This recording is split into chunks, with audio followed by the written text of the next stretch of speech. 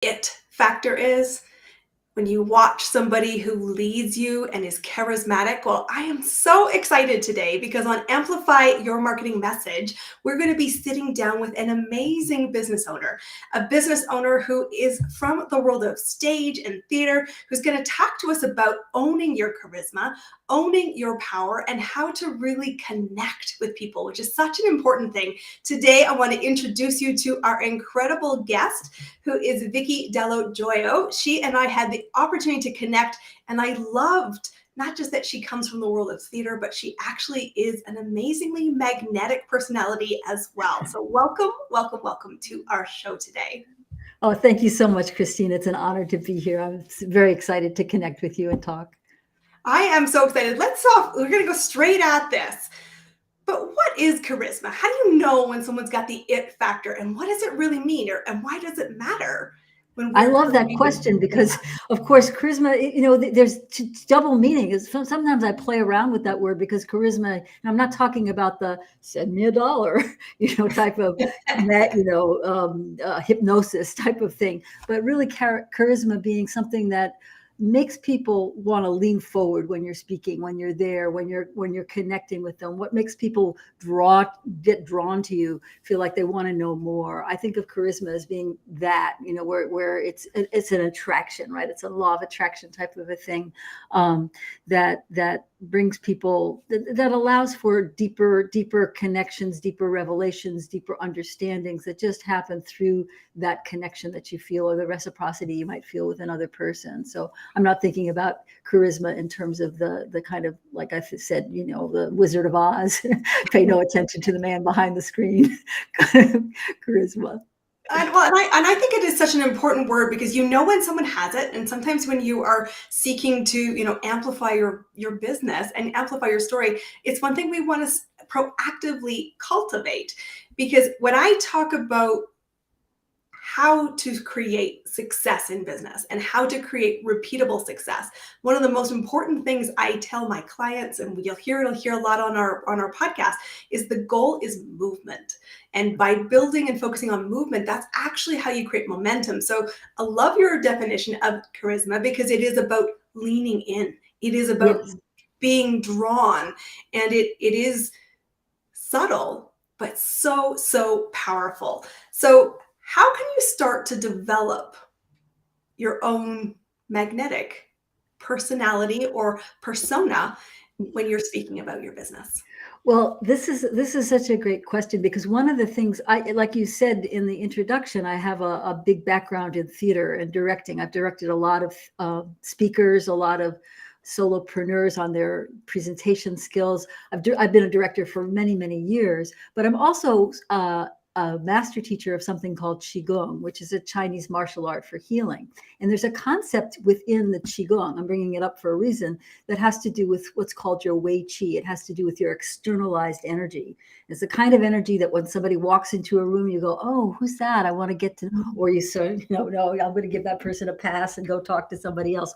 There's an energy field that we emit, whether you believe in energy or not. There's still something that we respond to, and it's not just how well the person's dressed or how good their makeup looks or how coiffed they are. It has to do with something else, right? We're reading something else in people that is a little bit more esoteric, but very palpable nonetheless. And as I learned from doing this particular martial art for as long as I have, which is 50 plus years, this is an actual thing. It's an actual field that gets measured. I mean, heart math, I don't know if you're familiar with the system of heart math, they measure the energy that comes out of you. So when you start to think about that in terms of the intention that you're bringing to be really in your presence and let that exude from you from a place that's really positive and about lifting people up, it becomes extremely powerful and it's inspiring, and basically it's contagious. Other people rise too. I love that energetic rising. I think that's one of the most, I feel, personally rewarding things when you're speaking and saying, I hope we can cast your imagination. Our goal as speakers, particularly in speakers in business, isn't just to educate. It isn't just to inspire. I always used to comment with a friend of mine, a peer, my goal is not entertainment. I hope, yes, I'm entertaining, but my goal is movement. It is action. So I love the fact that you're talking about an energy that we can exude, but you're also watching the subtleties of, are you responding to it? Is your audience responding to it? Because it is a two-way exchange, is it not? Exactly. It needs to be reciprocal. That loop of reciprocity, right? Going back and forth between you and your audience is everything. That's where the magic actually happens. It's not like how much do you know and how much can you impart and what's your wisdom and are you the sage? It's really what happens between you and the other people that are in the room or on the screen. How does that work and how can you actually accentuate that? Because then we all, it's like all boats rise, right? It's everybody rises together. And there's no feeling like it. I mean, I've been a performer on stage for a long time. I just actually did a show last weekend, and we had a standard for us to get a standing ovation. This particular theater company, very, very skilled. But I remember standing there and just thinking, there's no feeling like this. It's not so much about like, oh, I'm great, I got a standing ovation. It's not that at all. It's really the sense of a wave of energy, of appreciation going back and forth that really, again, we could feel the whole room was just rising together. It wasn't about just like, bravo, you're great. It was like, I feel you, I see you, I hear you, I am you. That's where we start to really see some transformation happen.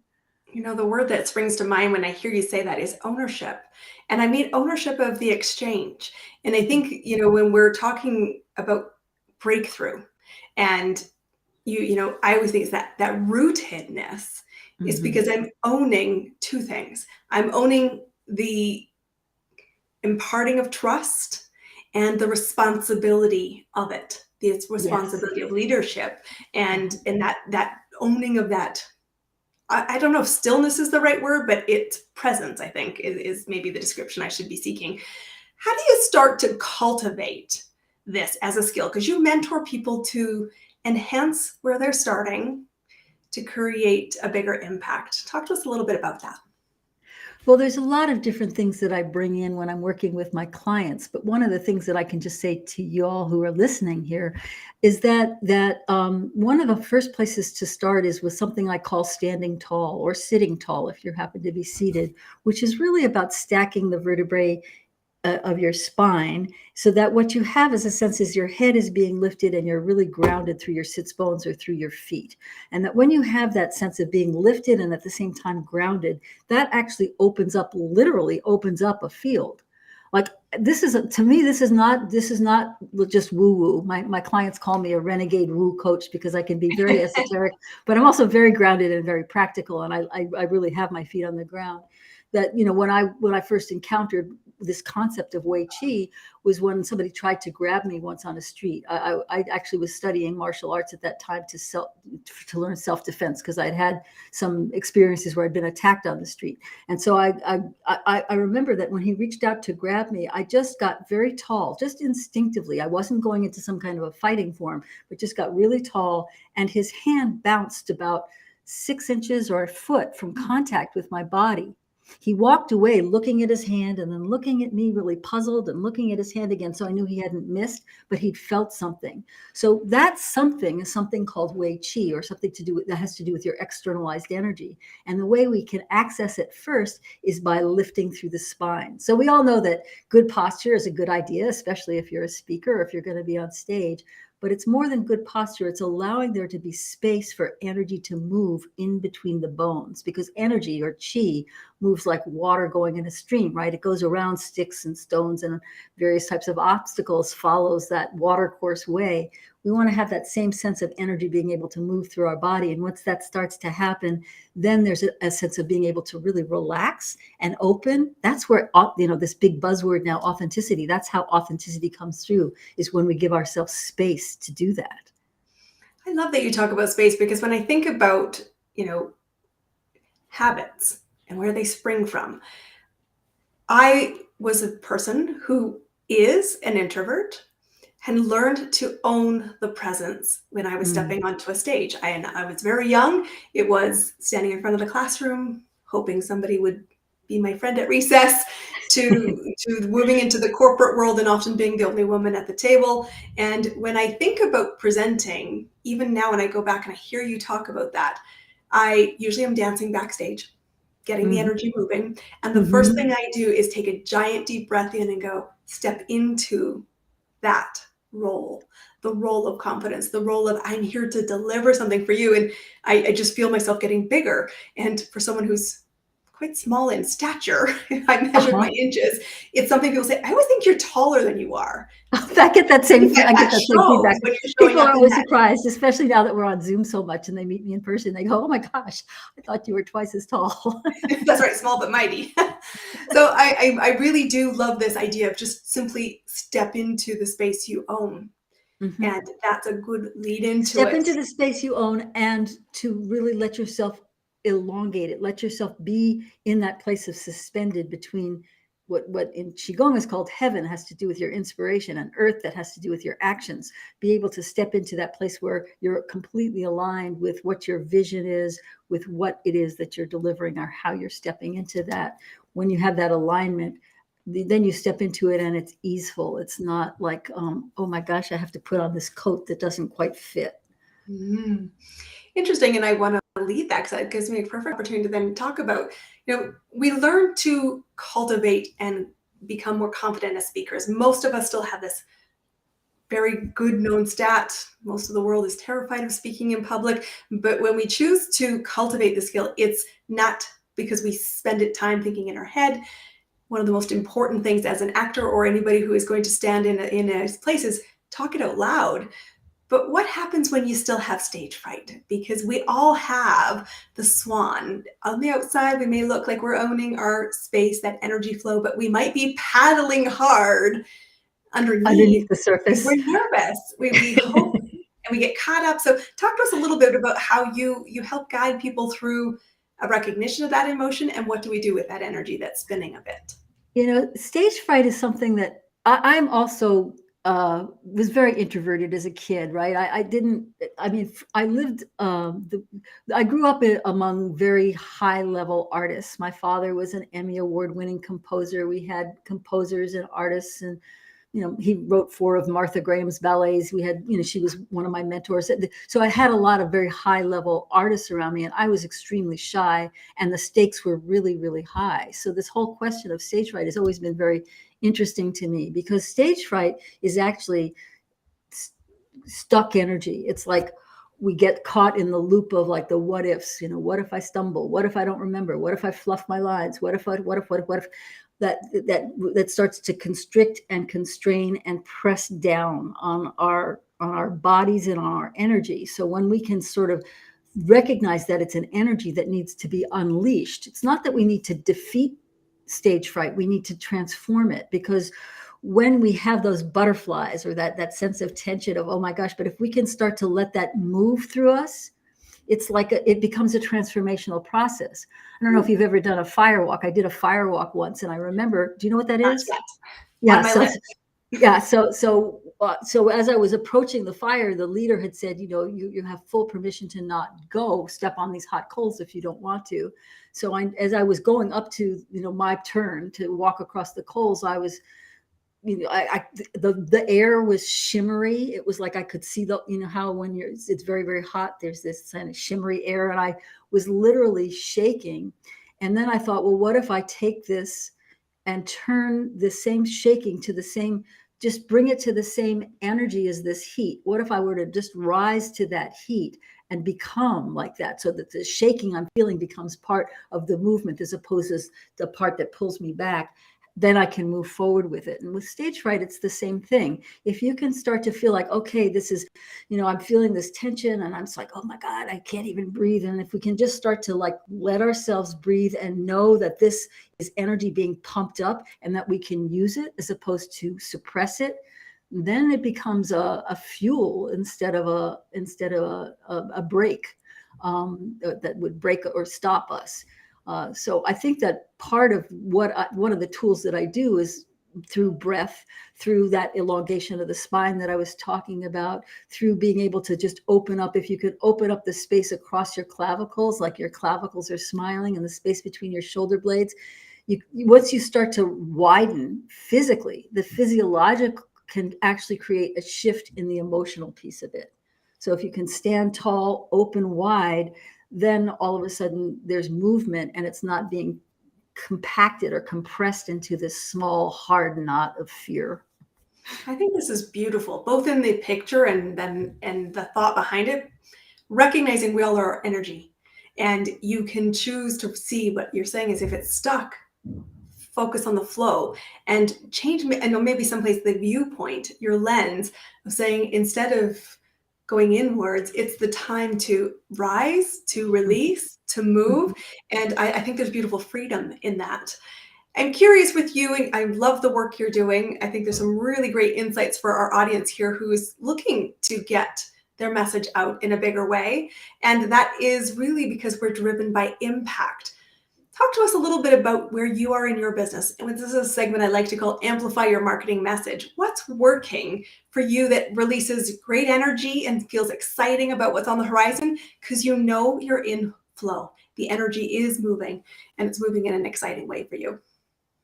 Well, one of the things is that I'm getting invited left and right to speak, to host summits, to do these different things that I'd never even thought about doing. So that feels like, that feels like an affirmation. But I think the thing that really I love to highlight that gets me really juiced the most is what I'm seeing my clients do. I mean, everything from a lawyer who presented to the Supreme Court of Canada with enormous poise and grace, to a client who's a refugee from Afghanistan, whose English is her second language. When I first met her, she could barely speak. Worked with her on her story till she actually started to perform it and show it, and recently did a speech to thousands of people at a women's march, telling her story, which is an extraordinary story. Watching that so much lights me up. It's like people who would not have been necessarily claiming the power of moving the needle, of shifting or changing how we can change the paradigm that we're all living in. That for me is very satisfying in my business, is watching, because I'm at an age now where really it's about legacy. What can I give back? It's not even so much about what are my opportunities, although I love having them, and I love that I'm going to be doing some storytelling at a storytelling festival, and I'm going to be presenting at the summit, and I love all that stuff. But really it's about when I see my clients rise and shine, there, buttons popping. There's no feeling like it. I feel so proud. Well, what I hear in that voice is I'm not only myself, but I'm helping others to live their current legacy. And guys, when we started the conversation, it was about when you have it, and when you have charisma, it is that light from within that is released into impact. It has been an absolute pleasure having you as our guest today. If you are looking to find Vicki, I want to invite you now. Vicki, tell us, how do they do that? The best way to do it is to go to yourpowerpresence.com and download. I have a book there that I recently put up that I feel very, very proud of. I call it the secrets. What do I call it? Let's get real about charisma, 3 keys to inspire and motivate your audience every time you speak. And whether you're a speaker on a stage, live or virtual stage, or you're speaking with referral partners or potential clients or colleagues, how we speak and how we own that presence is something that we can cultivate and grow into, that we can really be in our biggest self. And so I'm giving some key elements in this ebook that really tell you some specific exercises that you can do that will help you get there. Because sometimes it's like you were talking about movement. When you can move your body, you can move everything around you. You can move into a different way of having the impact that you want to have. And when you download yourpowerpresence.com, you also have the opportunity to connect with me for a complimentary meeting. I love supporting people to discover how they can step into their own power presence. It's my passion. This is the time of life that I can just share this as freely as possible. I absolutely love it. You're going to definitely want to pick up that invitation. This is another episode of Amplify Your Marketing Message. We will see you on our next episode, and we invite you to step into your presence and go make a really, really big impact so you can live your legacy today. We'll see you soon.